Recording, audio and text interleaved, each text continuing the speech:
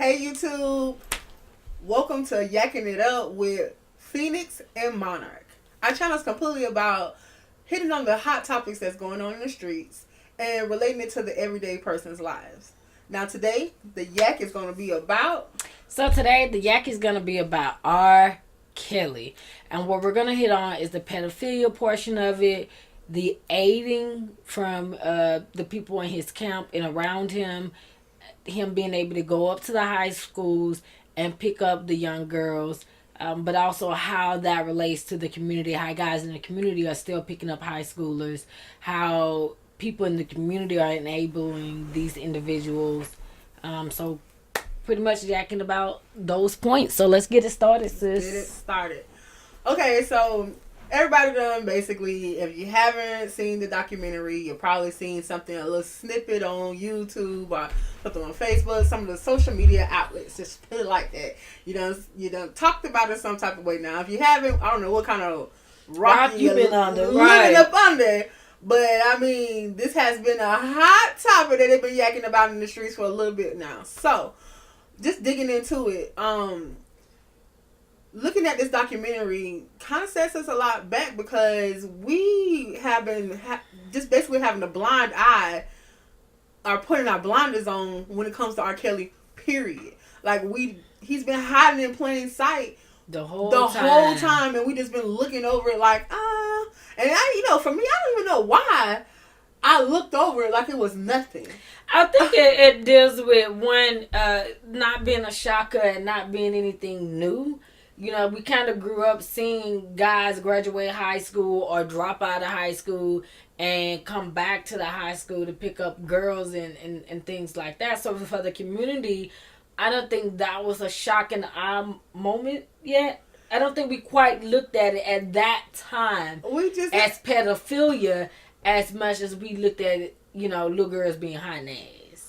That's my point. It's like I don't understand why my mind automatically went to him being more of a victim than them being the victim. Right. Like, they came for him type situation. Right. And he just did whatever. Right. Versus is being from a standpoint of, you're a grown ass man. Like, why are you going after these younger girls consistently? It's like a consistently and that's the predator part of it. Right. You're consistently going when for underage girls. You have the world at your feet. You prefer to be with such a younger female. Yeah. And I don't know if we really knew how bad it was. Yeah. I don't think we were we knew there were some issues there, but I think at our minds, it's a situation of like, out of every 200 girls, there's one that's underage, and who hasn't passed off for being older than what they are. Yeah, you know what I mean. But here's the situation: like, you have all these things that just been going on with him, and you accept it. Right. Like the whole trial situation. Like, it wasn't just one trial; it was that trial with that girl, and then he had another trial that was in Miami that was thrown out. Oh, so I didn't know about the trial. Yeah, it was a whole trial with child pornography, and the judge threw it out because they said they didn't have any grounds to look in the house to take any of the tapes anyways. Okay. So that was thrown out before he went to the big trial for the one that he got acquitted off of. Right. So I knew about that one, but I didn't know. I knew about Aaliyah, and I knew about the big pedophilia tape that came out, but I didn't know about the one in Miami. Yeah. So you got the one in Miami, and the thing about it is this documentary is basically bringing stuff to the forelight that has actually already been talked about for quite some time, but nobody has really honed in on it. And let's say, well, let's dissect this, because if you look at that documentary, it was well put together. It wasn't just one or two girls talking about this subject. We had the girls, we had the brothers, we had friends, we had the wives, we had the wives, we had people like backup singers, we had the teachers, we had so many people that came in and said a part of their story of knowing him. Right.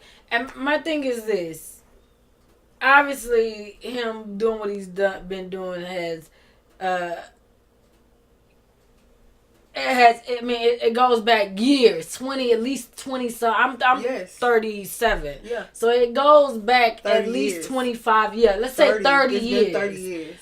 So in 30 years, my issue is all these people along the way that saw him with this. I mean, 30 years of having this issue. You imagine how many people saw this? And I mean, I would dare say probably 15 or 20 of those years were the exact same people that was covering up for 20 years, covering up for 15 years, which is the reason why they were part of his camp for so many years, because they knew the ropes on how to hide it, who to pay off, who to talk to, what lawyer to get. You know, let's speak to that, because you see that happening in the community all the time. It definitely was enabled. Like, he knew when he first started to use the girls that he first recruited, to use those girls to recruit more girls. Okay, okay. He got high schoolers that he used as background dancers that he knew would go back and get their friends, and because they were high schoolers, of course, their friends were high schoolers. Don't trust them and be like, okay, yeah. Then you got your homeboys that you all chill out with, and then you got your personal assistants that you managers that know your record label that even knows about you, and what they that came and recorded with you. And that's the thing. Sorry to cut you off. No, go ahead. The thing for me that's the most irritating about this particular point is that all these people that came out that recorded with R. Kelly throughout these 30 years, all these people are now coming out and saying, oh, I didn't realize how I played a part in the situation, or how I was enabling him, how, if I had saw something wrong with it at the time and actually spoke out or said I wouldn't do it. What does that really say?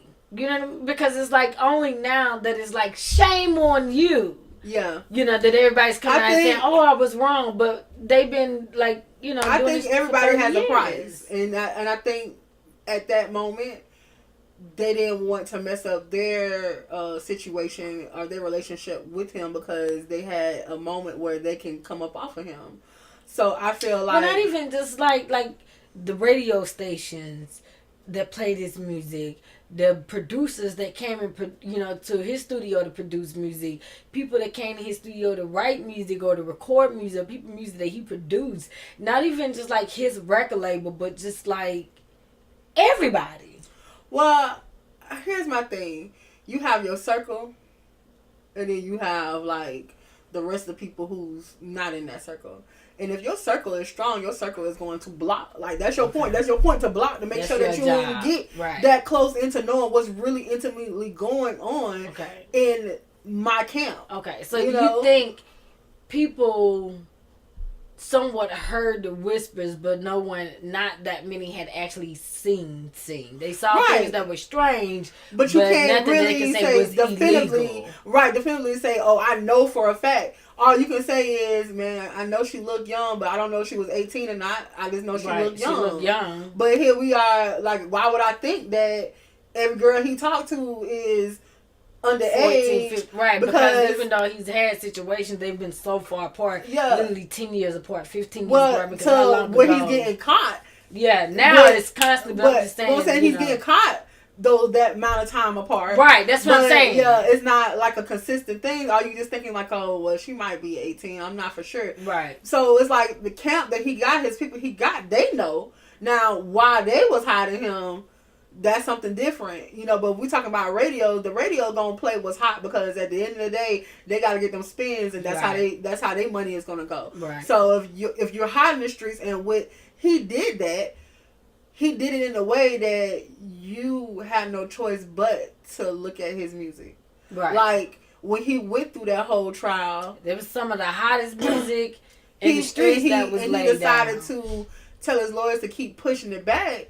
That's when he was at his prime. Right. So he used that time frame to say, okay, forget what you're talking about. I'm about to put this music on you so much so that you forget all of this is going on. You gonna look at me like, nah, she had something to do with this. It ain't had nothing to do with him, because he look how great he is. Of course she threw herself at him. Come on now. Right. You know what I'm saying? So it's like you looking at it from that standpoint. So at the end of the day, the people who was in his circle knew.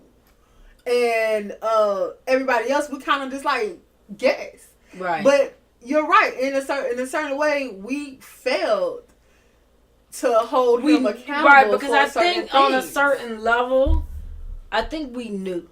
Oh, we knew. We just couldn't prove it, but because you there's can feel comedians that talked about it. We laughed about it. When it started to come up, we was like, "Oh, where the parents at?" And, right. Oh, we didn't know little girls. Right. And we knew with the P tape. Everybody knew, guilty or not.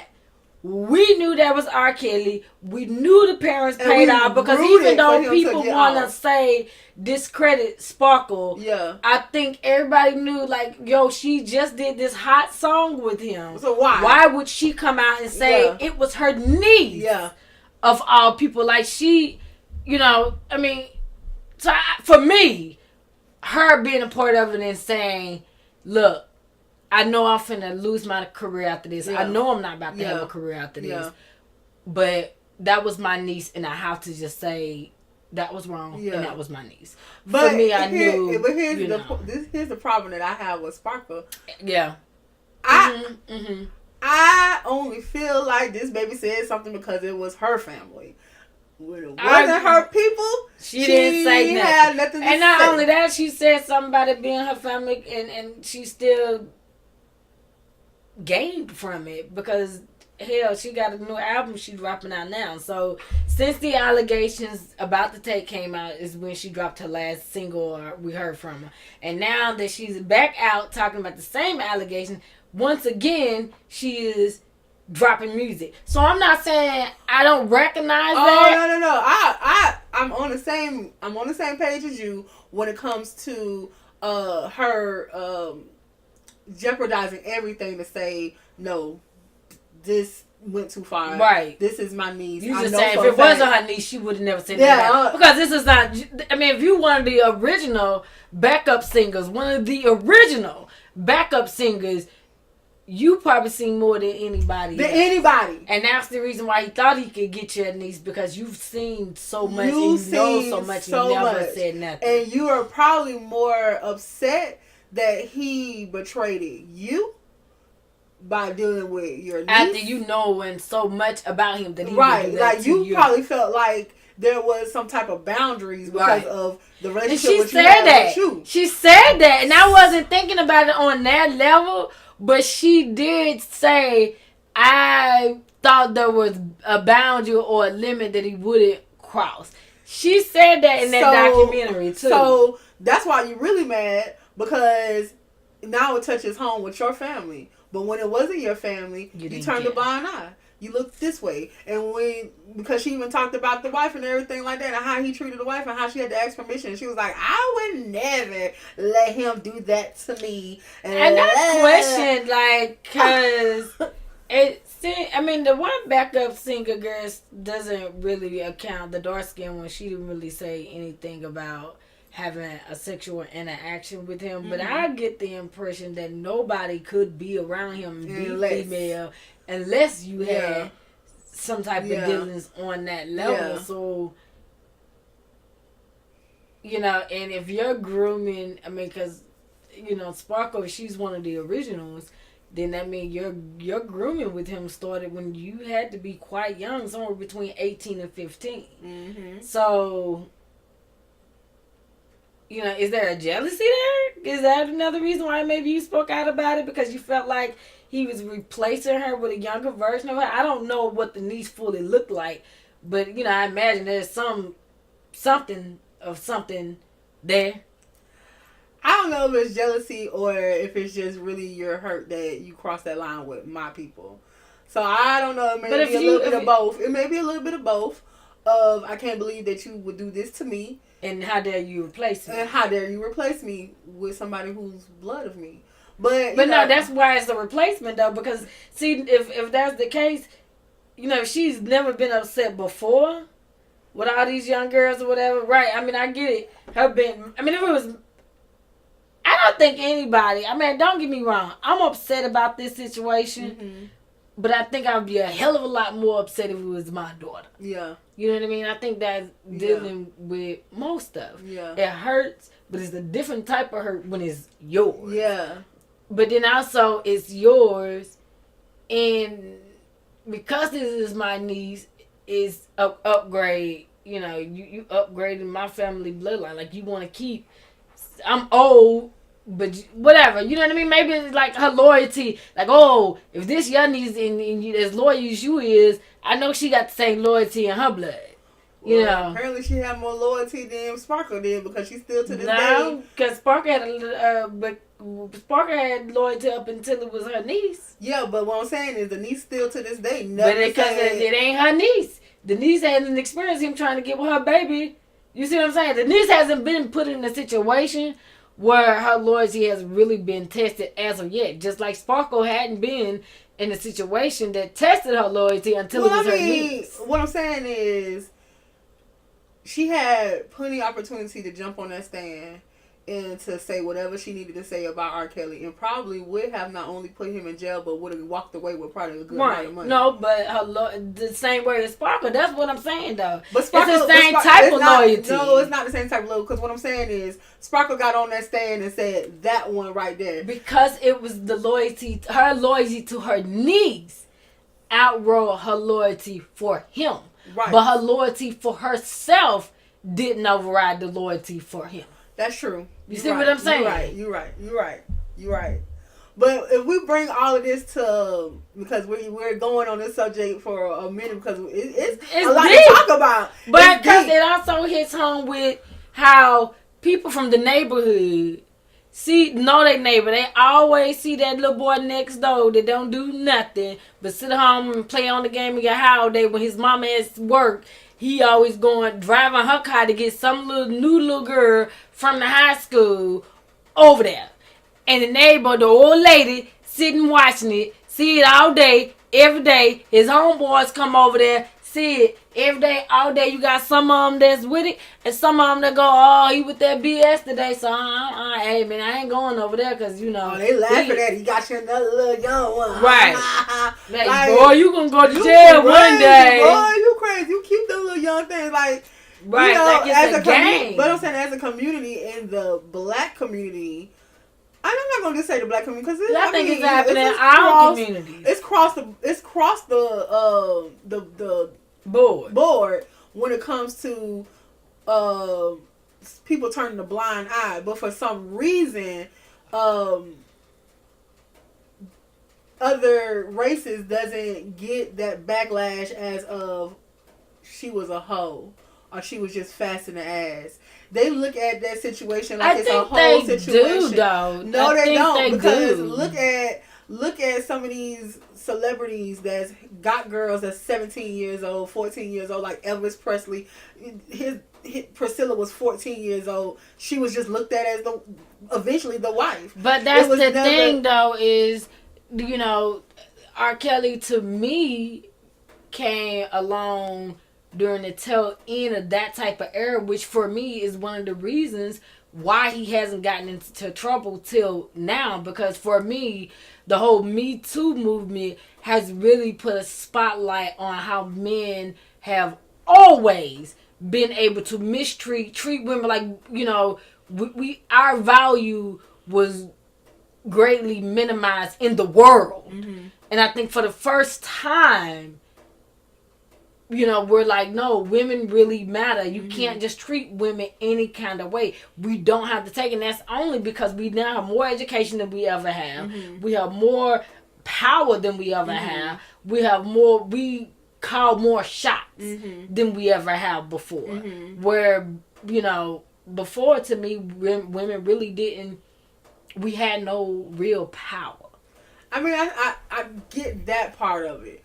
But what I'm saying is, like, what makes it so bad for me with R. Kelly is these girls are girls that's not, like, they basically struggling, you know? They, right. Like, well, that's the reason why he does it, though. Yeah. But that's what I'm saying. To me, it just takes it to a different standpoint. And then we, as a community, say, oh, she was just hiding the ass. Right. Or she was just doing too much. Or right. She came after him. And it's just we make a lot of excuses for him over people. I mean, over these women, these little girls that we should have been protecting more. And regardless of it's been going on across the board. I'm just talking about in our community how we just like. Right, and I think to me it's a sense of, in our minds as a whole, as the the black community as a whole, we don't have enough people that make it out or make it to a real level of what we would consider power. And so once we do have those few that make it out, I think there's a loyalty, that whole mindset of what goes on in the house stays in the house. You don't talk about it amongst company. Mm-hmm. And so in the black community, it's like, that's our house. Yeah. You know what I mean? So we can talk about what's going on. We can know what's going on, but we not going to dare talk about it outside of the community because that's none of their business. Yeah. That's something that we handle in-house. And ultimately, which is a tragedy because it is a tragedy. Ultimately, you have all these people, including myself, that has had a situation that has happened to them, and there's nobody to talk to, because when you talk to them, you either consider going after that man or you're called a liar. Fast. Yeah, like you're fast. You the one who went for him. He don't want you. You're a liar. You get put in this spot where you have to just take it and not say anything about it. Or like I had a situation where I know this little girl and her family is close to someone that I know and their family, and they have a disabled little girl that live in a household with the grandma and the grandfather, and it's like a whole household of little kids, but the grandfather was molesting the disabled one because he felt like she wouldn't be able to tell. And when it finally did come to bat, the grandma basically stayed with the grandfather and put all the kids out.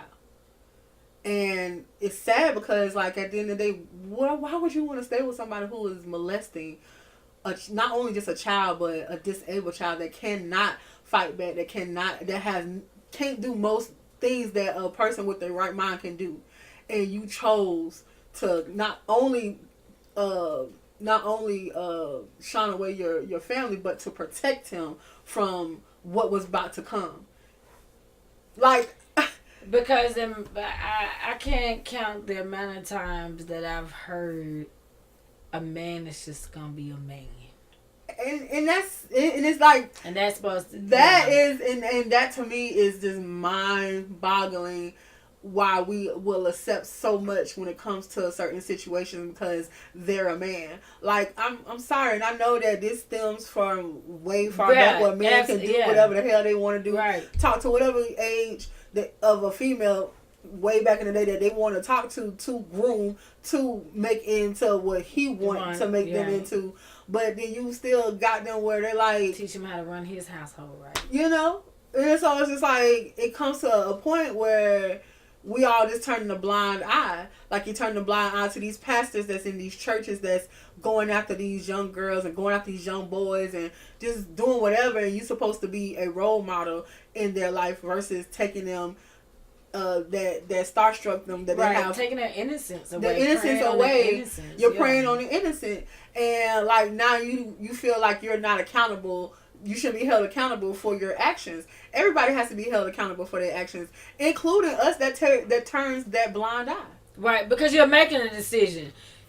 To not make a decision is ultimately making a decision to say, that's none of my business. That has nothing to do with me. He's going to get his one day. I'm just going to pray to God. And I'm not saying any of those things are not true. But understand that you just made a decision. That decision was that you were not going to do what was right, and that's to to get that child help. Get that child help. And again, it doesn't hit you until it hits home. Until it's your child. And the thing is, I think, and I also think that grooming, I think we underestimate brainwashing, grooming, training that's being put into a child, into adults. Period. Even as an adult, when you know something is wrong, it becomes very difficult to go against that grooming. For me, that grooming is, you don't tell what's going on in your household. You don't do it. And sometimes you didn't do it because even though your house was bad and shit was not great, what you had to go to was worse than what you was actually living. Mm-hmm. So it's like I'd rather live in the hell that I know than to go over here to the hell I don't know. And here I am only getting molested by one person that I actually, and I've not been through this, so I'm not speaking from personal experience. I'm just, just going off of what people's stories. Yeah, are. You know what I mean? I'd rather deal with this one devil that I know, or this one hell of a situation that I know, versus going over here from where house people constantly by multiple people I don't know. Because let's just be real, some of these girls are in these foster homes and they're going from home to home, and some of these homes that they get in, they're made into sex slaves. Right. They got the whole, every male in the household having sex with them. Or the male bringing other people over to have sex with them, or that male, is doing it. Right. So exactly. Well, it's where everybody is doing it. The daddy's doing it. He teaches the sons how to do it. He's selling her to his homeboys that's doing it. And then you got a wife somewhere that's turning a blind eye to all of this, as if she doesn't know what's going on in the man cave. Yeah, I mean, in some of those situations, the wife will say, "Well, I just didn't want him doing it to my kids. I didn't want to deal with him." So they know their husband is monster. They know their husband got an issue, and what they do is they go and purposely foster kids. Again, recruitment. Right. So we're in the society period, like these things are being done, and we're enabling them to do it by not saying, "Hey, that's wrong." Right, and then turning them in to the authorities. You see something, say something. It's just crazy. It's crazy. It really is. It's crazy. It really is. Well, that is a really deep topic. Of course, this little small amount of time barely, nipped everything that's going on with it. It's so much, and I think we're going to have to do several things. Yeah, because there's so many angles of this. So many angles. You have that, and you have how he just still don't care. He's just a narcissist about it. You have the whole fan standpoint about it. Right. You just have so much to touch on with this subject. Community still enabling a known monster at this point. It's not speculation. Because you could say that where he was acquitted from all these other charges. So those are allegedly he did it. Fine. But now we're getting first-hand accounts of these women, and you stupid fans, I'm sorry. Yes, you're stupid. You sit there, you still come out to support this man. He shows up at a venue, and now it's all sold out. And then y'all little stupid butt going up there talking something, I'll be your hostage. It really just makes me sad, honestly, because the only thing I could think of is, man, there are a lot of broken women in the world. Man, there are a lot of broken women, and these are black women. In my community, we have historically, when white women do things, we go, "Oh, when she's white, they stupid." And what this shows me is that throughout the years, even though we've attributed certain behaviors and certain traits to certain religions and to certain cultures and to certain races, that it doesn't have anything to do with race. It doesn't, it has to do with culture to a certain extent in different ways, but that any person is subject to do some things that is just outrageous when it comes to men in this particular topic. Facts.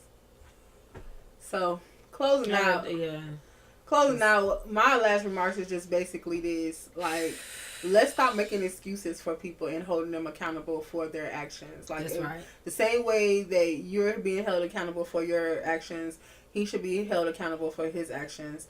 And stop allowing this to happen, because it's making people who need to speak out about their real truth, they're not able to speak out about it because they feel like you're going to condemn them to being a whore, condemn them to being a slut, condemn them to being any and everything but who they really are that went through that actual situation. Right.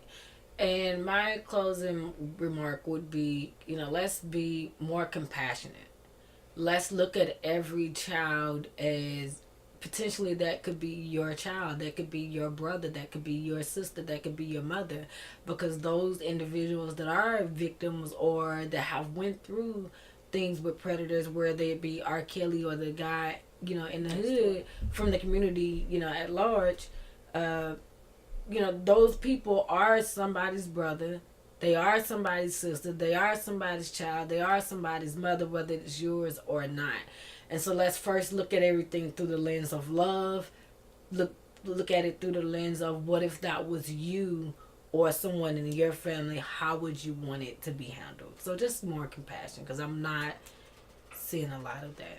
Sadly, I'm not seeing a lot of compassion for these individuals that have come and spoken out. Well, thank you for tuning in to Yakking It Up with Phoenix and Monarch, guys. Okay. Can't wait to see you guys again.